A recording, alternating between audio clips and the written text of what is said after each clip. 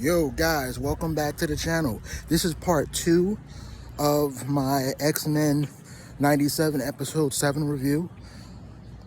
That episode had so much that I really had to go back and look at it again because there were quite a few things that I did not talk about in part 1 of my review, so I wanted to follow up and talk about it some more. So I was thinking about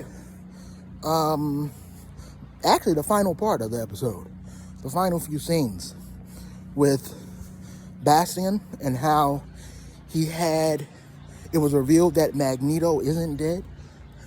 A matter of fact, he has kept Magneto. How do you think he's going to use Magneto though? Because he's prepping him for something. We know that the wild Sentinels are already made, so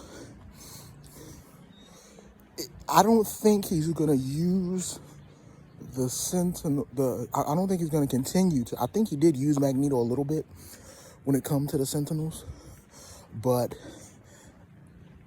at least the ones he made after the Genosha tragedy, because no doubt he's made some more. But what is he actually doing with him now, though? Because he's like cleaning him up. He didn't need to do that if he was just going to use him to enhance his Sentinels. He didn't need to shave him and all that. So what exactly do you think he's going to be doing to Magneto?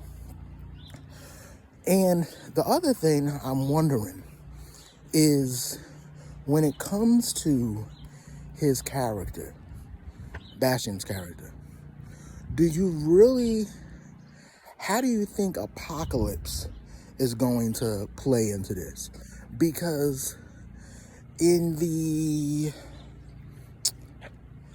intro, they featured Apocalypse heavy in the intro. And one of the things if you've noticed about X-Men 97 is when it comes to the intro, they change it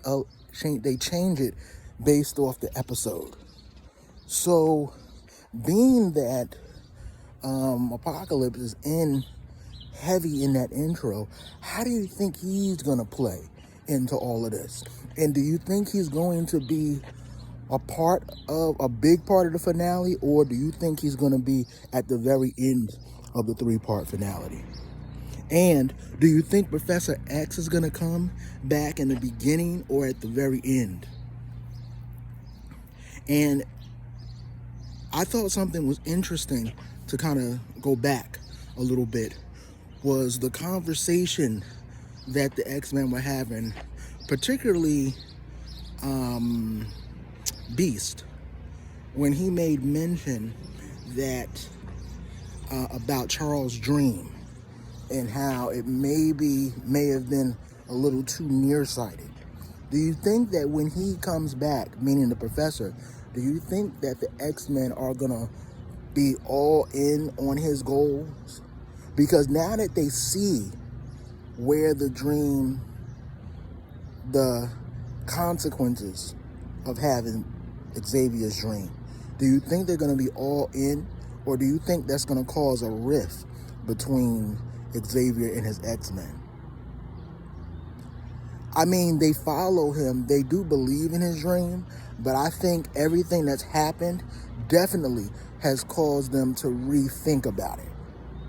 So do you think that's going to be a major rift? And do you think that's going to be a part of the storylines in the next season 2 and 3? Because remember, we're getting 3 seasons have been already mentioned that we're going to be getting. So do you think that eventually we're going to get the storyline where Xavier is no longer a part of the X-Men, or he's not the leader anymore? Do you think that's going to happen? Yeah, this episode really was good. It was good on so many levels because it really did set the table, but it caused a lot of questions to be asked. Also, when we go back to the cameos again, we had some cameos from X Factor members, such as Strong Guy. I liked seeing him. he was like really cool looking. Even in design, they did it almost hand in hand with the way they did it on the original animated series. So guys, tell me what you thought.